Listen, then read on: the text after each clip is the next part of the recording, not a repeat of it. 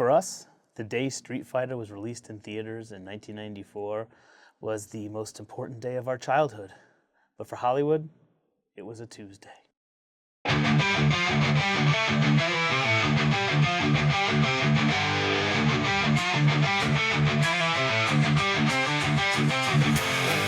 Welcome to the Reel Bromance podcast.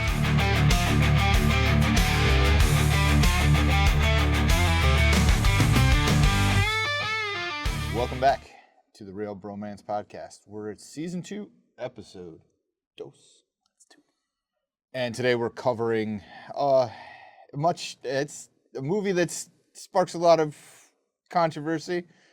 Beloved movie, Street Fighter, the 1992. I'm not gonna 1994. Why did I say 1992? I don't know. I'm not even calling it a classic, but I guess it's considered a classic to us. Quick, change the channel. No, don't change the channel because we're going over this movie. And this is good. I really appreciate, we kind of just randomly chose it, but I like that we ended up doing it right after Mortal Kombat because, you know, at the time, Mortal Kombat came out in 95, so it was after this one. So they got to really work on the mistakes this one may have made. And there was a lot of them. So we're going to go through a lot of it. I think there's a lot of campiness involved. There's a lot of, but I will say this. It was, in a lot of ways, still faithful to the, you know, here's the thing. Mortal Kombat had a plot. Like, there was, like, a reason for the tournament. There's reasons for everything. Yeah. Street Fighter, as far as I know from the video games and stuff, I don't remember a plot. There wasn't in the original Street Fighter. There was, but there wasn't a plot in the original. It was just one-on-one battles. Yeah, that makes sense. I think with that, let's. Do you want to get into a quick recap for those who may not be willing to watch it again and don't remember It's a lot of them. Sounds good. Stay tuned for a recap. Movie recap. So, just a quick note before we start this recap. Season 2, one of our goals is to make the movie recaps more succinct, shorter, so we can get into more discussion time and keep the overall episode length reasonable. I tend to get into the weeds and things happen. Usually Matt he gets excited distracts me. about it. I get so excited. And so we're going to stick to much more shorter recaps so you can always fill in the gaps if you want to check Wikipedia or watch the movie, we suggest. So with that being said, let's start and we'll give the recap for Street Fighter 2. So, Street Fighter 2, I'm sorry, not 2, that's the game. It's the game. Street Fighter the movie is set in a fictional nation of Shadaloo, fun to say, in which it centers basically on Guile's character from the video game, and his mission to take down General M. Bison, who has taken hostages and is demanding billions to spare them. $20 billion. $20 billion. Pretty crazy. Meanwhile, Chun-Li is hunting Bison for revenge because he had attacked her village as a child and killed her father. Ryu and Ken, those wacky fellows, they are actually con artists in this. Yeah. And they are looking to sneak their way into the top and get to Bison himself also through nefarious means.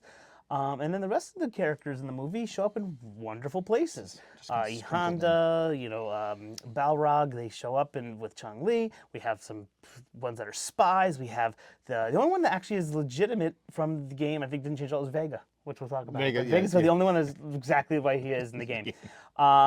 But yep, even Dalsim becomes a scientist, and we'll get to talk about that as well.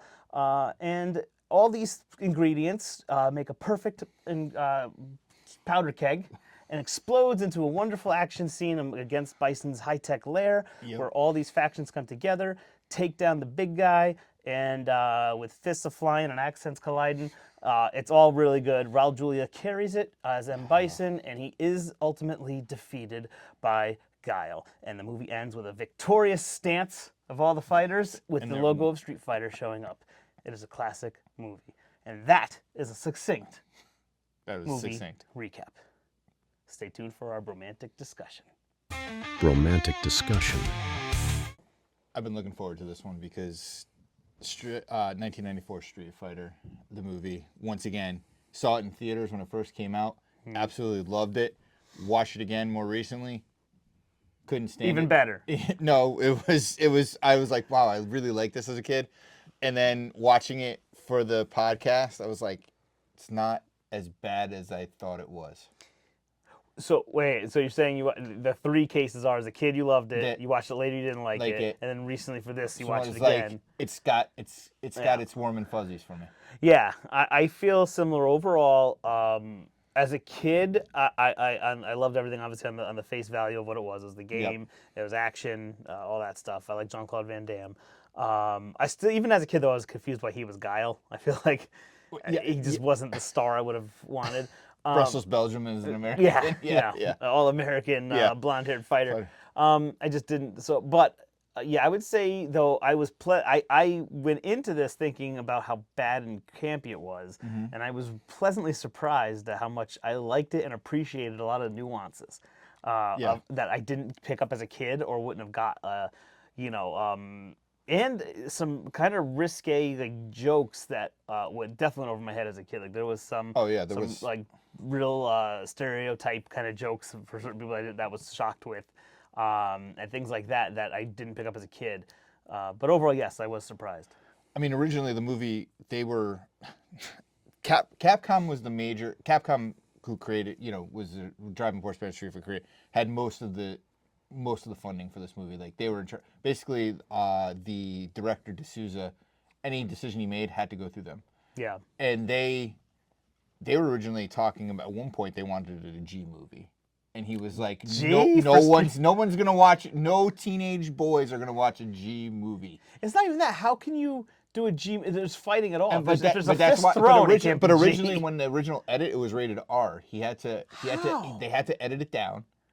Well, like we're gonna get into all that, but there was so much in this movie that happened behind the scenes that really drove what you see on screen. I guess it has to be because that's crazy. I mean, let's start off with, all right, you said Jean-Claude Van Damme. We all know him. We all loved him when growing up. Jean-Claude Van Damme was our action hero between Bloodsport, Kickboxer, Time Cop. Time Cop. Same year too, I think. Target. All these movies. During this time, he was going through a $10,000 a week coke habit. Oh, like you and see? Alcohol. Wow. For this movie, he had a wrangler, like someone that was in charge of him to get him on, because there was times he would leave set sick. He would leave set without telling anyone. He would refuse to come out and do his scenes, or he would take hours to film all of his scenes. But he had a wrangler during all this, right? And the best part was, the wrangler was a worse influence on him than he was. He also, during this time, had an affair with Kylie Minogue, who's his co-star. Which one's that? Is that Cammy? Cammy. Wow. Isn't in the story them like up? I mean, I don't know the video game. Not in a video game, but like that. So he was. Wow. He was difficult to work with. Him on set, it was difficult to work with. On the other side of it, everyone loved Kylie Minogue. This is like one of her first major acting roles. Mm-hmm. All the actors respected her, loved her. Her professionalism, everything, and of course, the man Raul Julia. Everyone loved him. The man was literally dying of cancer while he was filming this. Yeah, and he was joining in on jokes with like the cast and the crew and everything like that. Van Damme was like the worst one on set. Was it known that Raul Julia was going through this at the time? Originally, when they first brought him on, I don't think they knew they had to flip the shooting schedule because of him. Okay. He had a surgery just before this movie, because he had stomach cancer, bowel cancer. Yeah.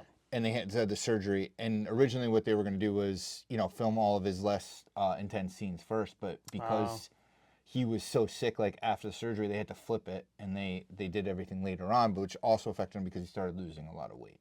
Yeah, as I say, he definitely looked thinner. That was I mean, that was it was crazy. But Raul Julia, like Jean-Claude Van Damme, it was a huge cast of characters. But those two took up most of the budget for this movie. Yeah. So that's why they kind of had to have lesser people in those other scenes. Well, Chun-Li, I don't know if she was famous at the time, but she's the one who played Mulan. And she went into Agents of S.H.I.E.L.D. too, which I was a big fan of. So she's as far as I know, this is the earliest I remember her being in anything kind of big. So I know she got her start, so she's definitely, But otherwise, most of the other cast, I really, I don't recall seeing anywhere else. I feel like the guy who played, M. Bison's like right-hand man there that ends up stealing stuff at the end. DJ. His character looked familiar. I feel like he was in another action-y movie in the 90s.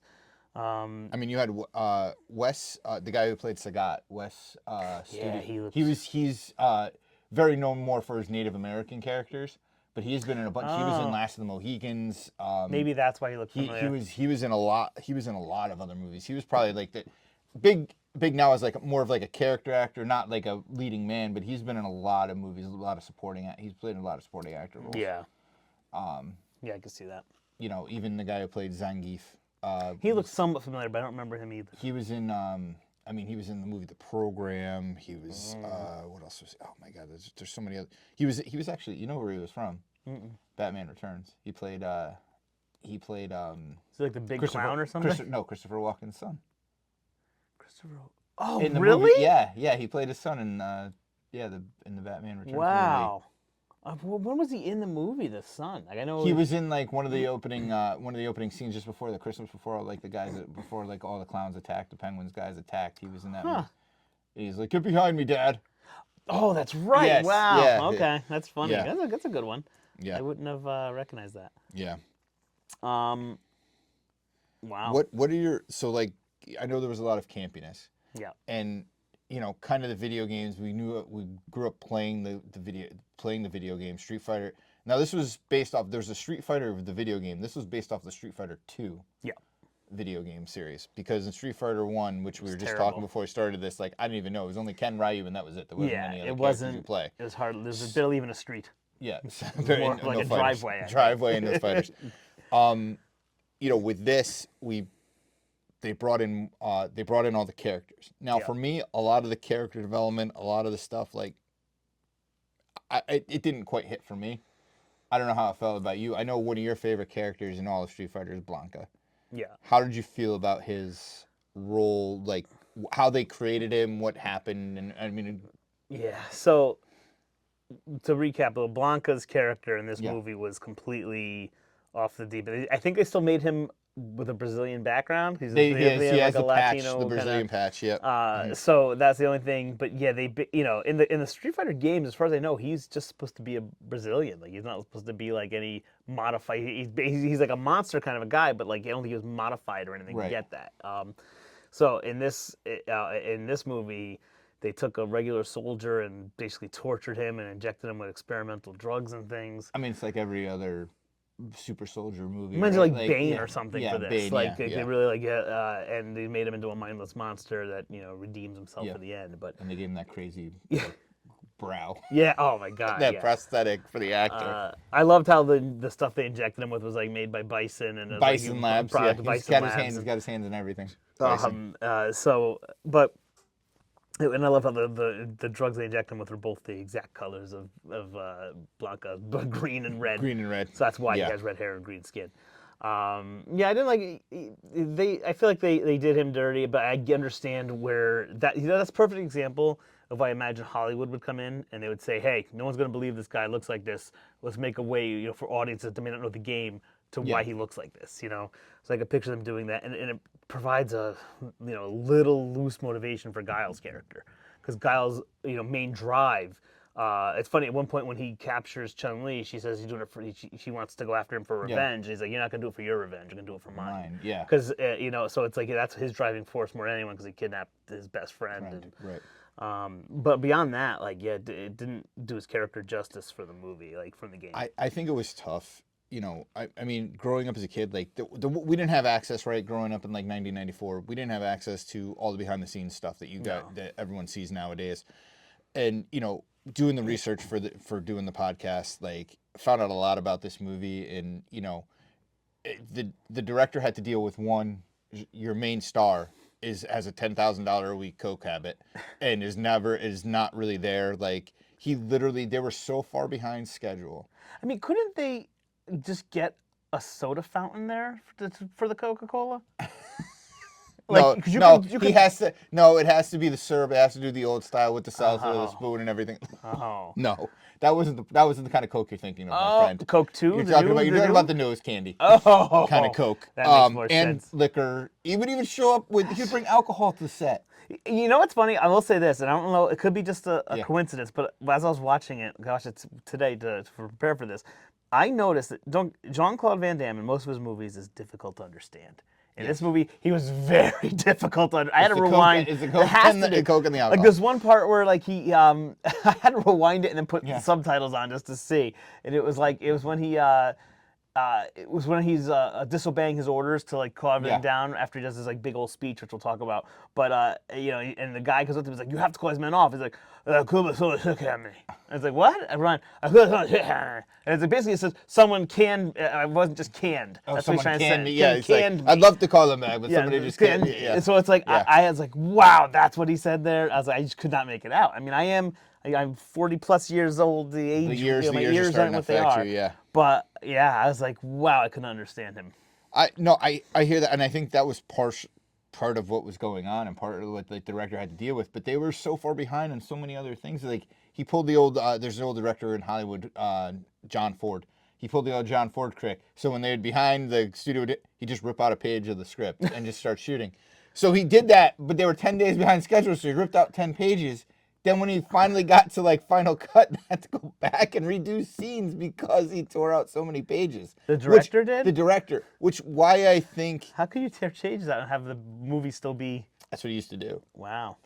He made it work because sometimes it's dialogue, sometimes it's this, but that's what he would do. So that's what Sousa had to do when he was filming this movie, just because of those kinds of things. Because Jean-Claude Van Damme, that's why I think we were talking about this before we started. Like a lot of the characters got the opportunity to be on screen, to fight Bison, to do this and get their moment in the spotlight. Yeah. Because your main character wasn't there and he had to tear out pages, so they had to refilm and filler That's shots. good. Yeah, I will argue that made it better because we just mentioned. Yeah, I was very impressed with a movie that had a headliner like Jean-Claude Van Damme still gave so much camera time to the other characters. Yep. So I'm happy that happened because if it was just the Guile show, I think it would have just been terrible. Like and in fact, I think this movie did it better than Mortal Kombat did. 'Cause Mortal Kombat, it really only focused on the three main characters. Like Scorpion, Sub-Zero got like nothing. Right, yeah, Raiden was yeah. pretty much tamed. Like at least this one, everyone had something to give to the plot. Each got like to fight a baddie. Ken and Ryu ended up taking down Sagat and Vega. Yep. Chun-Li had her crack at Bison. They fought. Honda and Zangief. Yeah, Honda and Zangief, they fought the different henchmen and things, and Honda and Zangief fought each other, and then even Balrog fought too. Yeah. They all had something, which was impressive. Like it wasn't like besides Blanca and Dalsim, which those were just kind of throw-ins, especially Dalsim because he's just maybe his fighting scenes got cut. some of the things did get cut, and I think a lot of times like he had the actor had a tough time kind of knowing what his motivation was for playing, because I think in one of the scenes supposedly it never ended up making it, like he ends up pulling out his hair, and he was like, and the actor was like, why am I pulling out, like they gave him a bald cap so he looked like he had, Interesting. and he was like, why am I mad? Why am I pulling out my hair? It got to the point where he wasn't even acting anymore. They're like, all right, we need you to do this. And he was like, okay. Because, Shut up and say Yoga Fire. Yeah. Yoga Flame. Basically, that's what happened. And I mean, that, it was, I think there was a lot of good in this. And that's why I said I got the warm and fuzzies watching this now, preparing for this, because I kind of realized like what went into this and what went into the movie. And there was a lot of turmoil, a lot of stuff going on behind the scenes. Yeah. That makes sense. With, and once again, your main character who you wanted, who Capcom pushed forward, they wanted Jean-Claude Van Damme. And now they had it. And I'm surprised. Like, I guess maybe you'll get this in your tidbits of facts. Usually you're good for this. But I'd like to know if there was other people that were going to be cast as Guile. Because I don't know why that would be a first choice. I feel like there's so many... not to say they couldn't find him a place in the movie, but like Guile, like he's Mr. Red-blooded American, blonde, huge blonde hair. Like for instance, in the new movie coming out, Cody Rhodes is Guile, Cody Rhodes which playing Guile. I'm not a huge fan of that. I don't think he fits the bill quite. I don't think so either. But I could see that as I don't know. I didn't think he's a good, like, you expect like I don't know. I mean, that's Dolph Lundgren. Like, I could almost picture being Guile if they got him right. You're 6 and 1/2 a dozen the other, because even Dolph Lundgren at the time still had that like heavy accent. Like even in the place with "Screw the egg butter," sometimes you can't even understand what he's saying too. I think he like had to look better though, maybe. I mean, I think the look wise, yes. I think given once again, this fighting style and like what you were looking for in the I think it fits him because Guile, like I know in the video games, like you look at him, he's like, you know, he looks like he's huge, but he's really not that big. And I think so. Jean-Claude Van Damme fits the bill. Like, well, also depends too what version, because they definitely. If I watched a video of him like all the different versions of Guile throughout the years, like they made him so much thicker and bigger as it got as nuts. As it went on. Yeah. But you're right. In the original, he wasn't. Yeah, he just said Sonic Boom. And Sonic Boom. Yeah. So that was his theme. Great theme song. Yeah. Go ahead. No. So yeah. So I think. So anyway, going back to the studio picking him. I could see them wanting Jean-Claude Van Damme just for the money of it. They know that he'll sell the ticket. People who don't know Street Fighter or care about Street Fighter will see a Van Damme movie. I mean, I know that was one of the reasons why I went to go see it. Yeah. I was like, oh, Van Damme. And then I was like, oh, Street Fighter. Oh, okay, cool. Because Van Damme was a martial arts god when we were growing up. Like, Chuck Norris was still there, but he was fading out. Bruce Lee wasn't really around anymore. Van Damme was the kind of guy. Him and Steven Seagal were the two big martial arts guys. And Seagal was definitely too old for it at that point. I would say in a lot of ways Jean-Claude Van Damme was like our generation's action guy because he was younger.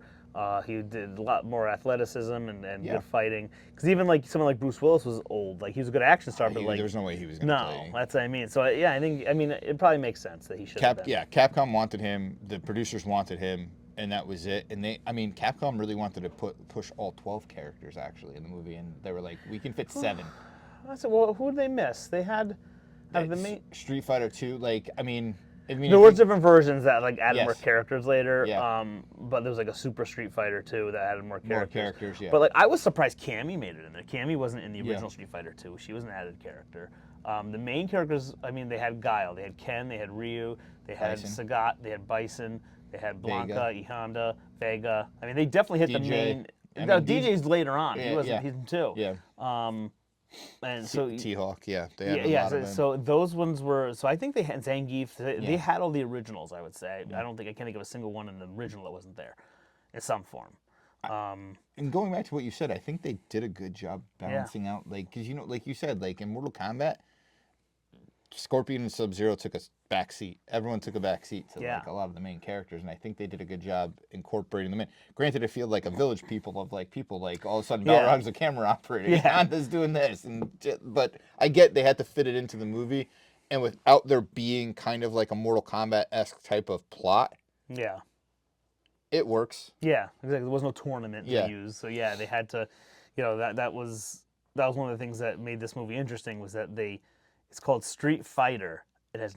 Street fighting has nothing to do with the movie at all. No. It doesn't. Mortal Kombat was the name of the tournament, and the movie was about the tournament. This one, there's just there's this this ragtag group of characters, and it's called Street Fighter, but we're just gonna throw them into this war movie. Basically, at the end of the day, it's kind of like a war movie. Basically, So they had the whole the hundreds of unnamed army guys going into this as soldiers, It's like it was funny. It really wasn't anything to do with street fighting or a tournament or anything, but they incorporated the character. Capcom made a nice appearance in the movie. Did you catch it? Yeah, when they're in the tent for Bison's barrel. The barrel. They put the top right on the top says Capcom. Capcom. Yeah, that was good. I was like, hey, it's the cap to the barrel. It's a Capcom barrel. I mean, surprisingly, I thought there was going to be more product placement for them in there, and that's the only thing. I mean, that was pretty crazy.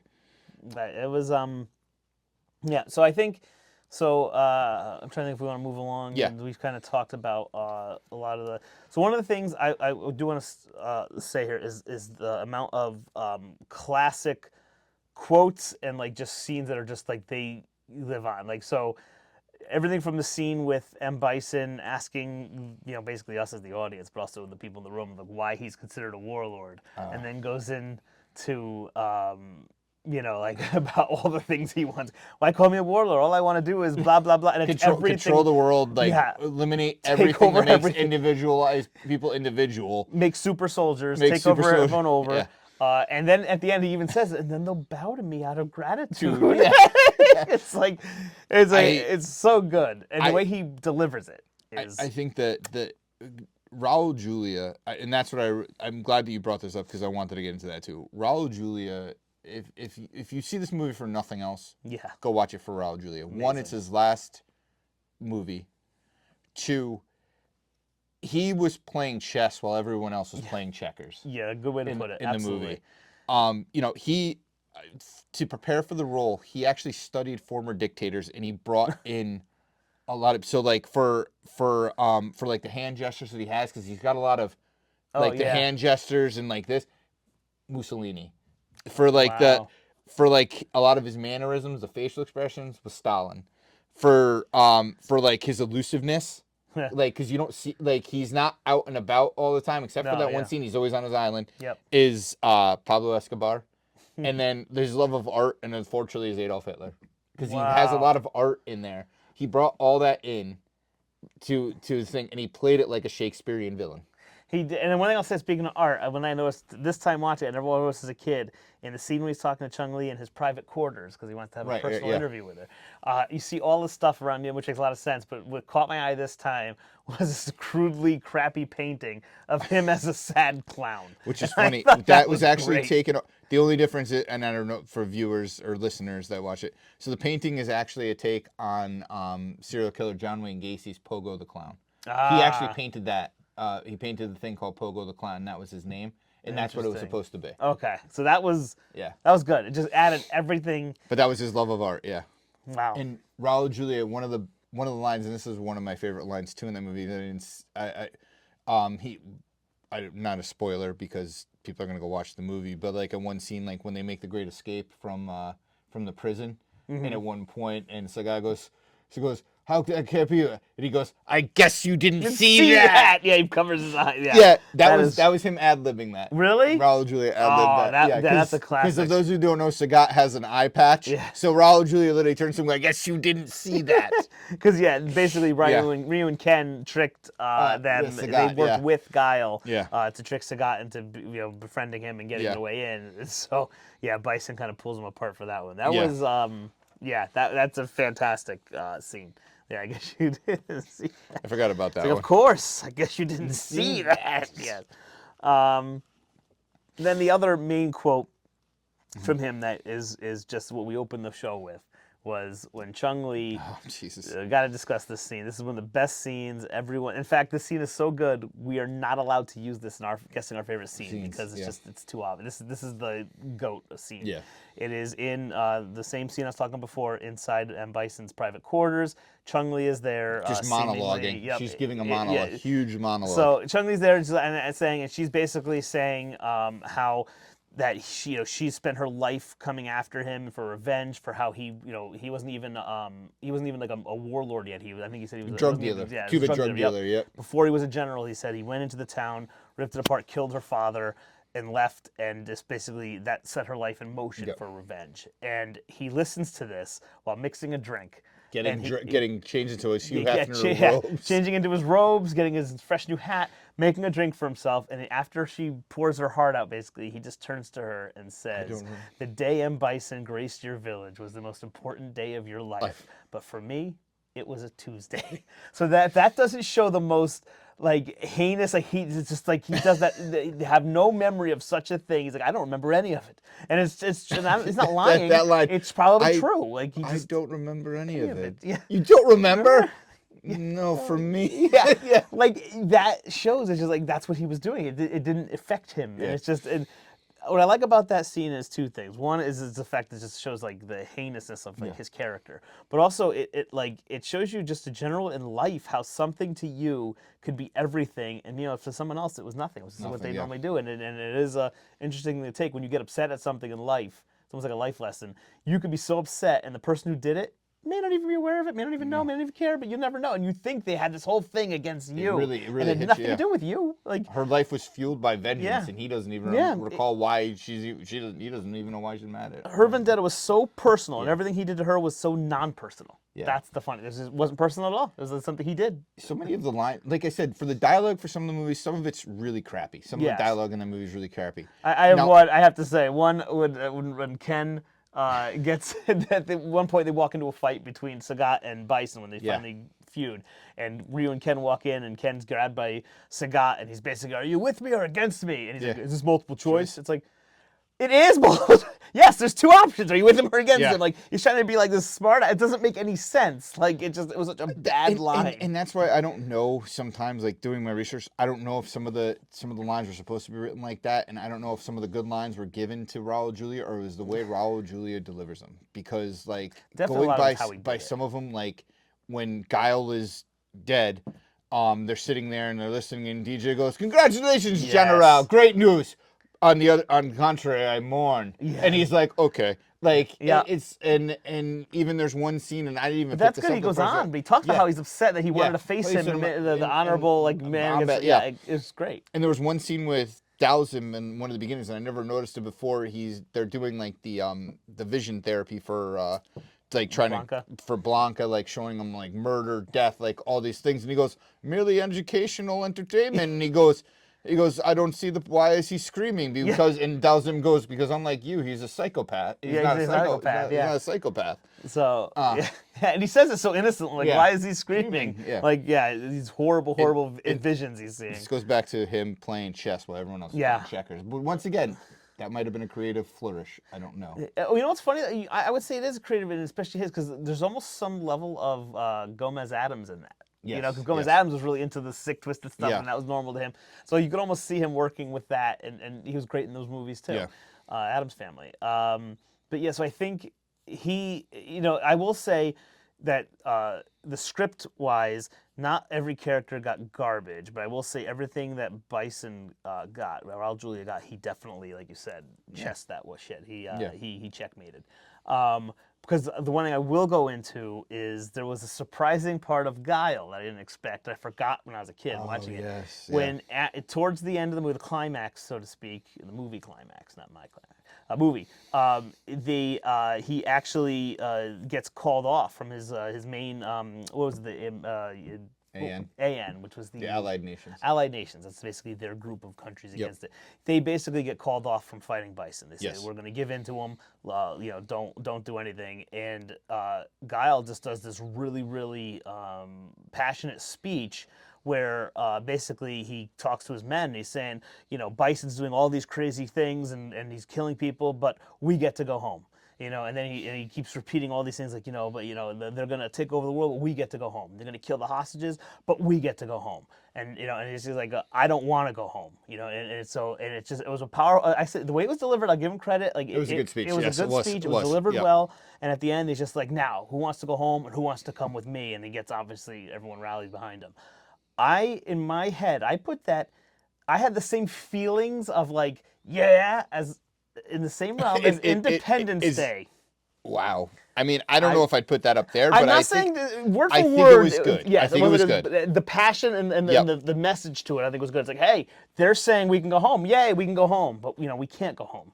I appreciated that. So that was a good.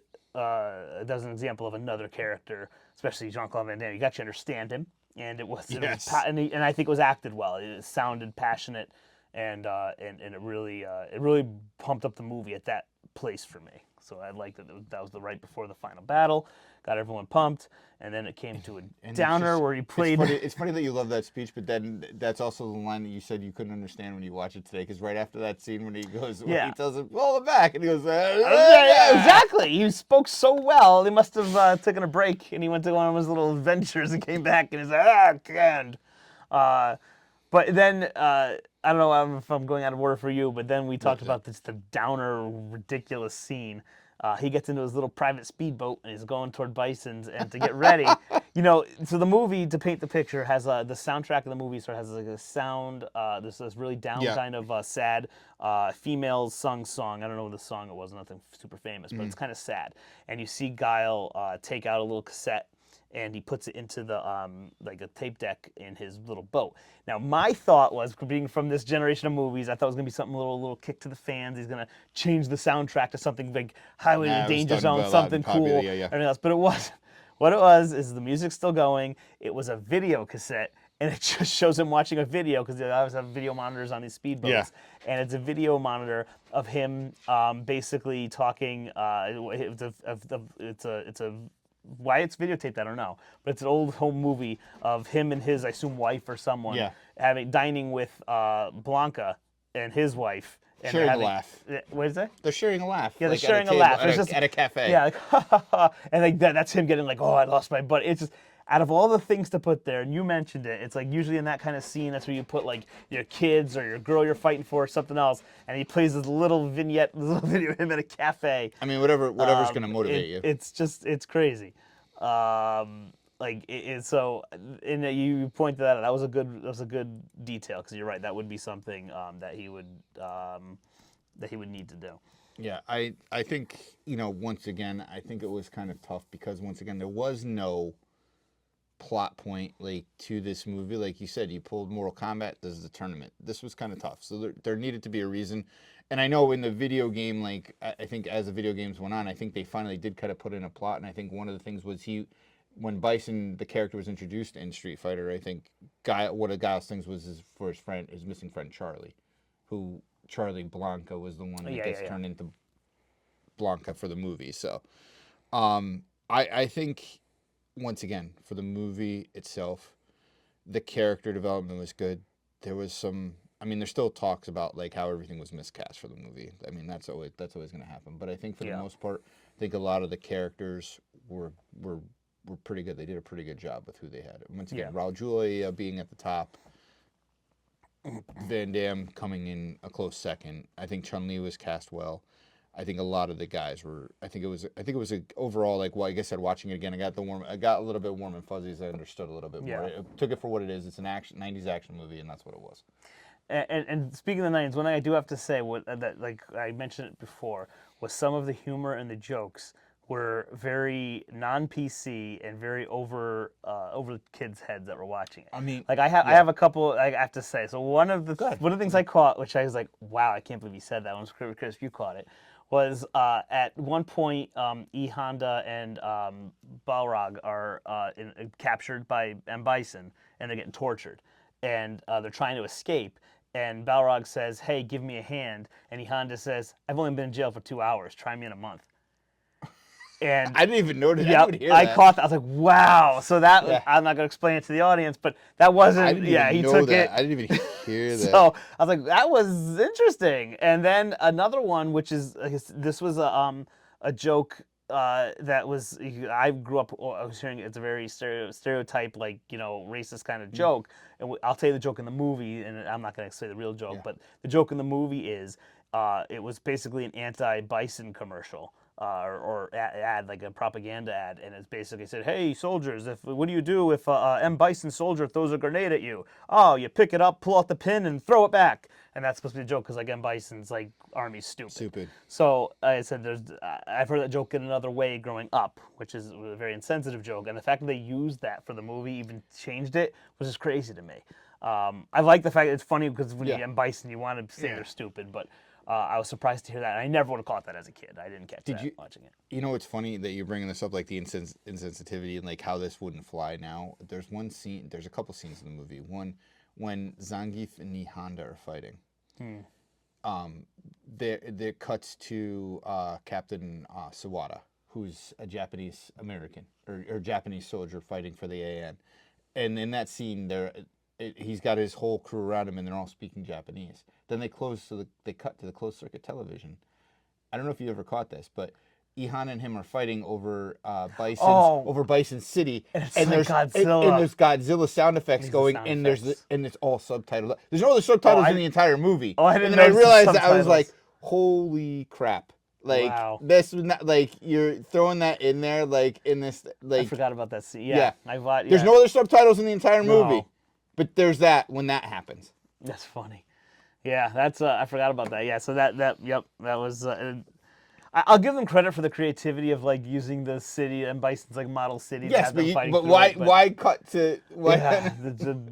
It's just a cheap joke. Yes, they went with, and they didn't care about it. But yeah, that was interesting. And speaking of Zangief, I will say one of the dumb jokes that really works in this movie. I love it though. It is fantastic because one scene where Chun-Li is trying to take out both Sagat and Bison because they're meeting for an arms deal, and she basically sends a video signal to the tent that they're in doing the deal.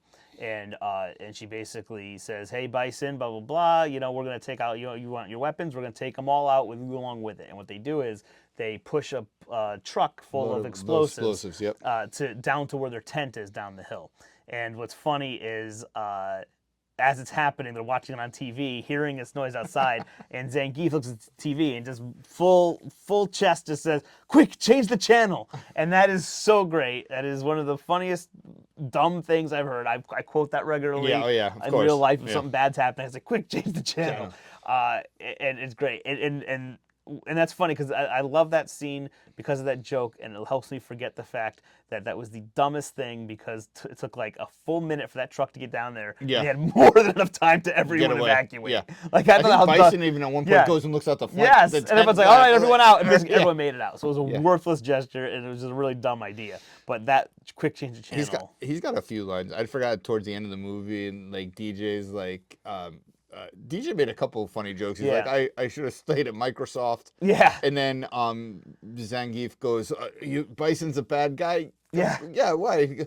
He goes, well, why why would do you- you why would serve you Why do you serve him if serve he's a him? bad guy? Because I got paid a fortune. You've got paid? Yeah, so that was great. Yeah, that's a great little between those two. Yeah, so he was good. Obviously, if you're a big Zangief fan of the game, you Yeah. probably won't like his portrayal in the movie. He's just a big dummy, but the actor plays it well. And it Yeah. is funny. He is funny, and he does the sideways thumbs up the whole time. And Jean-Claude Van Damme grabs his thumb and goes, Yeah. So, yeah. yeah, it was. I mean, I think we hit most of the things in the movie. Yeah. So overall, like I said, I was definitely more impressed with it as an adult watching it now, especially Yeah. recently. You know, I loved coming to this movie from coming off of Mortal Kombat. I think that was cool to see how the two movies treated their franchises. Oh, yeah. But yeah, I think we've given enough to maybe we'll guess each other's favorite scene, and Yeah. then we'll do a Bro-ometer. So stay tuned as we try to guess each other's scene, and that one scene is not allowed. Not Can't allowed. do It's that. not, yeah. So It's not stay Tuesday. tuned to see if you can guess our favorite scenes as well. Favorite scenes. All right, so we're back with Favorite scenes. favorite scenes. I'm gonna have you guess mine first. Your favorite scene. That's a good one. There's so many good scenes in these movies. There is. This was tough. I feel like it was tough to choose the next favorite, and I'm not gonna lie. There's probably some like tides, but like I have one in my head. I'm gonna use as my. But there's a lot of ties here. I think one of your favorite scenes is just because it's I don't know. It's a good.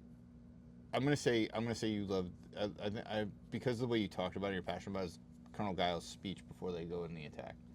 That was a very good guess. Am I wrong? I'm It wrong. was wrong. Yep. Yeah. No, that wasn't it.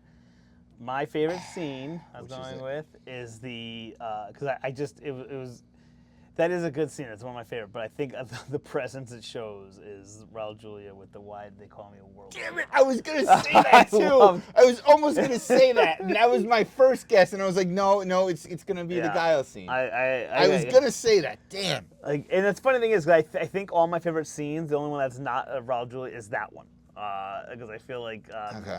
there's a lot of other scenes that are funny and stuff, but I think that was my yeah. All right, so your favorite scene?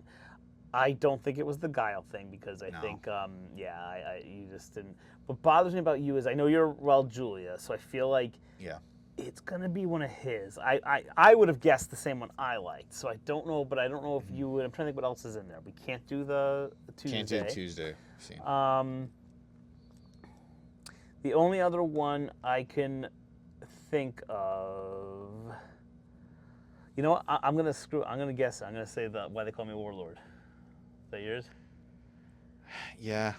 Ah! Damn it! I love his theatrics in it, and to be honest with you, watching this movie, like I originally when I went to go see it was for Van Damme, Yeah. but watching this movie now I watch it strictly for Julia. Oh, absolutely. And just that scene, like I said, the mannerisms, he's walking around like a warlord, Yeah. like and like he's going between the buildings, So and, like, genuinely yeah. questioning it, like why? Yeah, why? Like, Yeah, and just that love and the loving grips of the back spice. Like just like it's just so good. Yeah.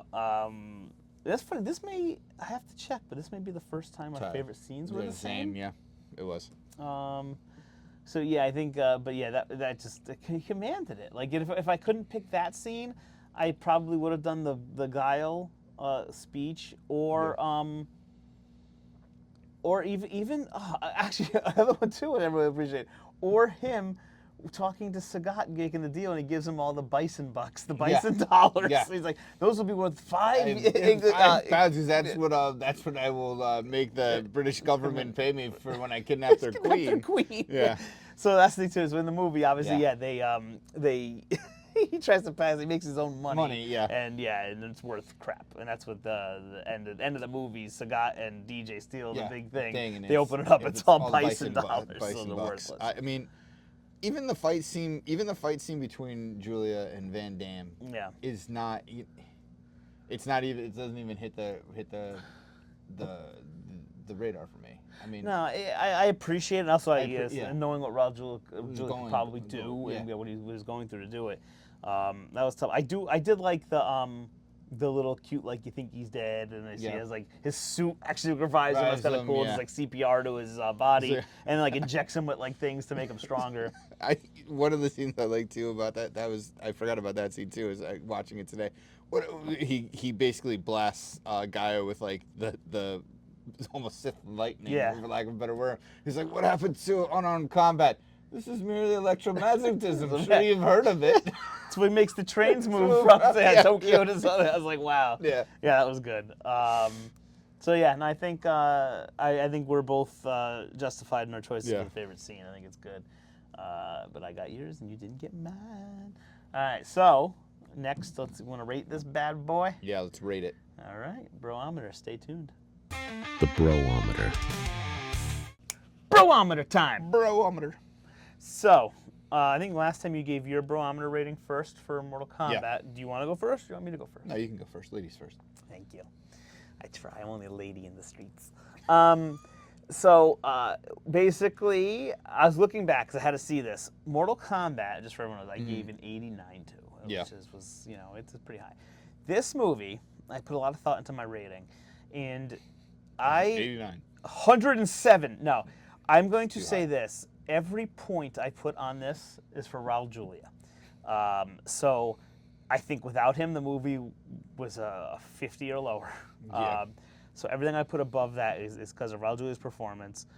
What I appreciate it did for the video game community and the movie, because it's still a video game movie at the time, so I appreciate it as a kid especially, and I like that it switched over to a whole different media type.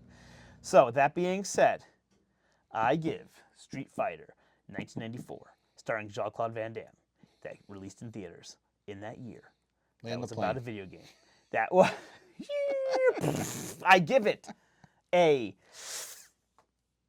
78. So really? It's a bad movie. It's a bad movie. It's still better than Jaws. It's a bad movie. You know what? Actually, let me revise. I'll give it an 80. I'm going to give it an 80. I take that back because I remember Jaws being a 75. It's an 80. I'm going to make it an 80. Because I do appreciate its campiness. I love what it did. Raul Julia killed it. And honestly, it infiltrates my mind to this day. Like there's scenes that I say I think of this movie all the time. Even before I watched it today, obviously I've been quoting this movie for years, and scenes just stuck with me. Like the change your channel, change that stuff. So that was there. So I'll stick to an 80. What say you, my friend? 5 better than Jaws for you too? Jaws is because Jaws is one of my favorite. I can't believe it. You just got me mad all over again. It's a shark. Okay. I give this movie, once again, this Raul Julia is the reason why this movie is good. I'm giving it a 76. That's one better than Jaws. Not on your scale it is, because you don't know movies. I do know movies. I know movies that not are good ones. Okay, well, but sharks aren't impressive. All right, so go ahead. So you give it a 76. I give it a 76, and that's just on the strength of Julia. Yeah, I do think that's one of your worst scores given, yes, if not the lowest. Yeah. Like I said, still gives me some warm and fuzzies every once in a while, but it's not something I would throw on every single day. So it gives you the warm and fuzzies. So because of Raul Julia. Would you give it a hand, or do you have to be in jail for a few months? Oh my God! Let's wrap this up. So all right, I'll accept your 76. I'm 80. any given day I'll bounce probably between a 78 and an 80, or 76 and an 80. So I'll still 80 for now because I really like Raul Julia. I enjoyed the movie so much more than I thought I would today when I watched it again. So, all right, I think we're good. Hopefully we'll be continuing this video game trend. I think we will. I'd like to do a fabled classic known as Super Mario Brothers. And I think maybe we'll wrap up this string of video game content with the one and only movie that Matt hasn't seen that sums up video game culture in the 90s, The Wizard. Oh, God, all right. Let's get your Ben Savage, our friend Fred Savage shirts on. And I we're wasn't gonna interested in back then. I'm not going to be interested in it now, it's but I'll put it so on. bad. And I mean it in a good way, like the Power Glove. I got to get a Power Glove for that episode. I will get it. Yes. So, next episode we may take a little break from movies. We'll do something like not a specific movie review, but we'll do something new. And stay tuned. We're gonna keep going season strong. We're gonna keep going strong in season 2. If I was speaking, I was speaking like Jean-Claude Van Damme. I'm conned. Take us out. No, who wants to go home and who wants to go with me? Hey, I don't want to go with you. Do you have anything you want to say? Maybe a tagline that you... I just wanted to say, watch the movies that you love and love the movies that you watch. Unless it's Jaws. Or Street Fighter in your Should watch case. Jaws and not Street Fighter. What if Jaws versus Street Fighter? That See you soon.